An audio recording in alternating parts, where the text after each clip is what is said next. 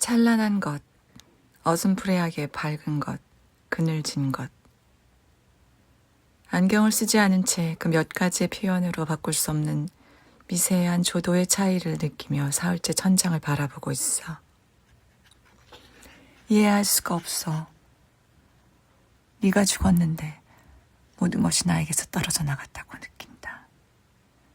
단지 네가 죽었는데 내가 가진 모든 기억이 피를 흘린다고, 급격하게 얼룩지고 있다고, 녹슬어가고 있다고, 부스러져 가고 있다고 느낀다.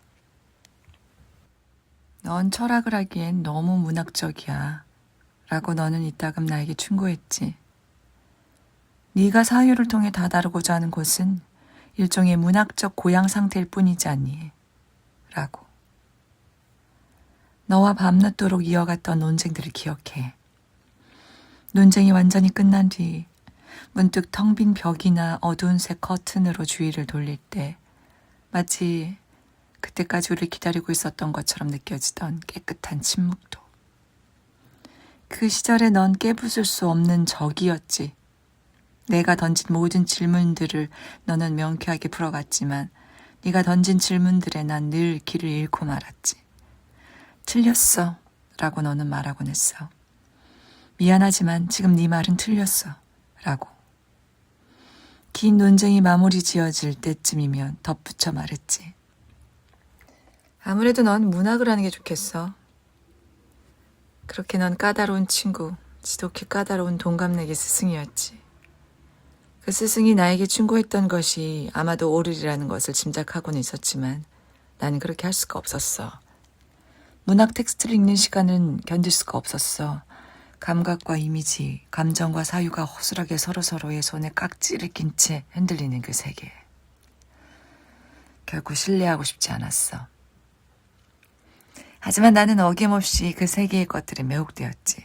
이를테면 아리스토텔레스를 강의하던 보르샤트 선생이 잠재트에 대해 설명하며 앞으로 내 머리는 하얗게 살 겁니다. 그러나 그것은 지금 현실적으로 존재하진 않죠. 지금 눈이 내리고 있진 않지만 겨울이 되면 적어도 한 번 눈이 올 겁니다. 라고 말했을 때 내가 감동한 건 오직 그 중첩된 이미지 아름다움 때문이었어. 강의실에 앉은 젊은 우리들의 머리칼이, 키 큰 보르샤트 선생의 머리칼이 갑자기 서리처럼 휘어지며 눈발이 흩날리던 그 순간의 환상을 잊을 수가 없어. 플라톤의 후기 저작을 읽을 때 진흙과 머리카락, 아지랑이, 물에 비친 그림자, 순간순간 나타났다 사라지는 동작들의 이데아가 있는가 하는 질문에 내가 그토록 매혹되었던 것도 마찬가지였어. 오직 그 의문이 감각적으로 아름다웠기 때문, 아름다움을 느끼는 내 안의 전극을 건드렸기 때문이었어. 그 무렵 내가 붙들고 있었던 주제를 기억해. 어둠의 이데아, 죽음의 이데아, 소멸의 이데아에 대해 새벽까지 너와 내가 나누었던 길고 부질없고 쓸쓸한 이야기들을. 모든 이데아는 아름다움이며 선함이며 숭고함이라고 너는 말했지.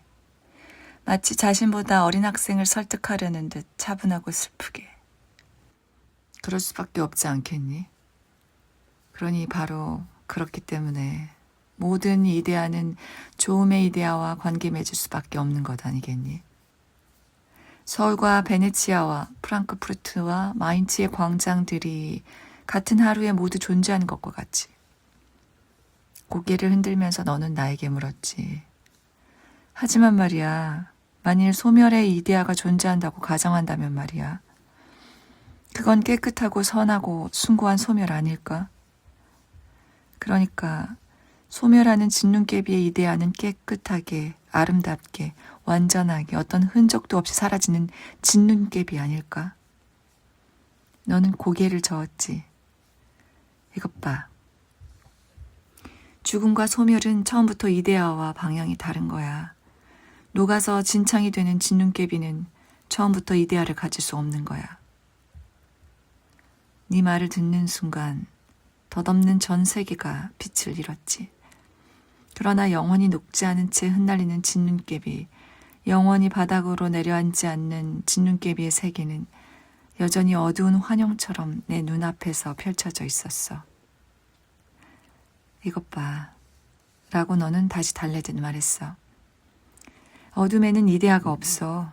그냥 어둠이야. 마이너스의 어둠. 쉽게 말해서 0 이하의 세계에는 이데아가 없는 거야. 아무리 미약해도 좋으니 빛이 필요해. 미약한 빛이라도 없으면 이데아도 없는 거야. 정말 모르겠어? 가장 미약한 아름다움, 가장 미약한 숭고함이라도 좋으니 어떻게든 플러스의 빛이 있어야 하는 거야. 죽음과 소멸의 이데아라니. 난 지금 동그란 삼각형에 대해 말하고 있는 거라고. 그 새벽에 문득 넌 나에게 물었지. 언제나 그렇듯 두려움 없이. 내가 받을지 모를 상처를 대범하게 감수하면서. 언젠가 눈이 멀 것이라는 사실이 평소에 내 생각과 감정에 얼마만큼 영향을 미치느냐고. 난 대답하지 않은 채 너의 얼굴을 바라보았지. 너의 눈 밑에 검게 드리워진 그늘을, 움푹 파인 뺨을, 검게 죽은 입술을. 그 순간 내가 그토록 미워했던 그 말, 네 잔인한 물음에 나는 어떻게 답했을까? 그때까지 난 단 한 번도 그런 방식으로 나 자신을 생각해보지 않았어. 완전한 독일어를 구사하기에 너무 늦은 10대 나이에 나는 독일로 옮겨왔지. 내가 아무리 최선을 다한다고 해도 동급생보다 잘할 수 있었던 과목은 수학과 히라버뿐이었어. 동양에서 온 아이가 수학을 잘하는 건 특별한 일이 아니지만 히라버는 달랐어. 라틴어를 곧잘하는 친구들도 히라버의 문법에 두 손을 들었으니까. 바로 그 복잡한 문법 체계가 수천 년 전에 죽은 언어라는 사실과 함께 나에게 마치 고요하고 안전한 방처럼 느껴졌어. 그 방에서 시간을 보내는 동안 차츰 나는 히라버를 잘하는 신기한 동양애로 알려지기 시작했지. 자력에 이끌리듯 플라톤의 저작들에 이끌린 그 무렵이었지. 하지만 정말 그랬을까? 네가 말한 그런 이유로 나는 플라톤의 전도된 세계에 이끌렸던 걸까? 그보다 먼저 한 칼의 감각적 실제를 베어내버리는 불교에 매료되었던 것처럼 말이야. 그러니까 내가 보이는 이 세계를 반드시 잃을 것이기 때문에 그 새벽에 난 너에게 같은 질문을 던지지 못했을까? 왜 너처럼 용기를 내서 대범하게 상처를 감수하며 되물을 수 없었을까? 나의 조건이 그렇다면 바로 너의 조건은 너의 생각과 행동에 어떤 영향을 미쳐왔느냐고.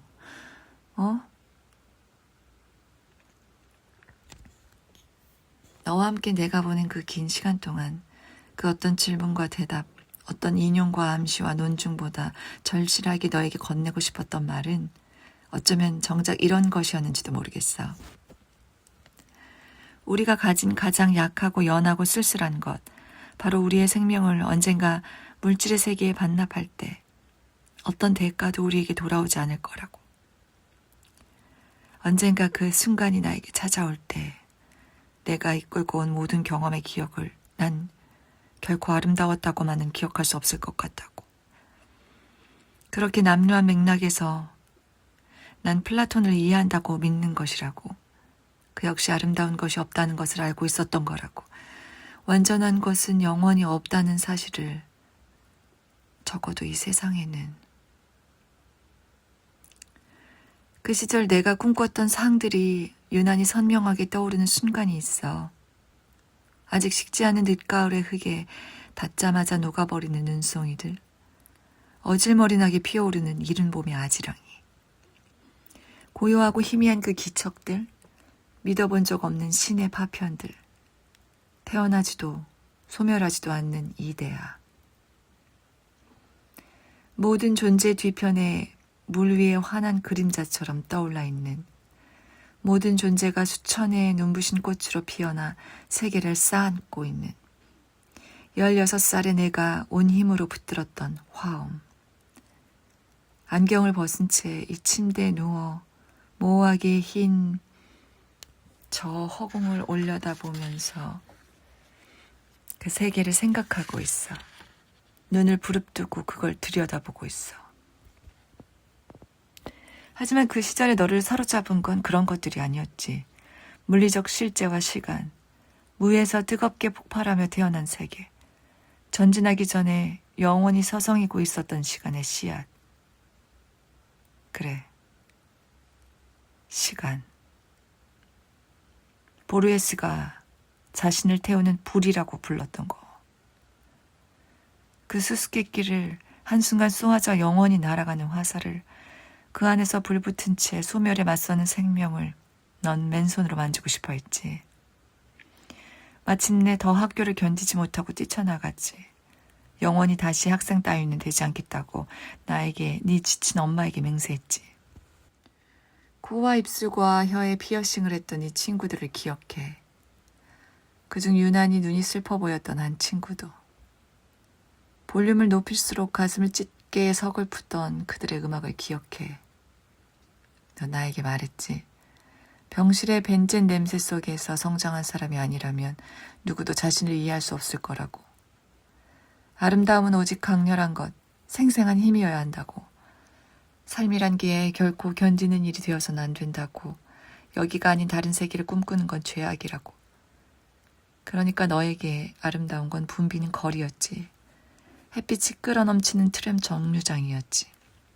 세차게 뛰는 심장, 부풀어 오르는 허파, 아직 따뜻한 입술. 그 입술을 누군가 입술에 세차게 문지르는 거였지.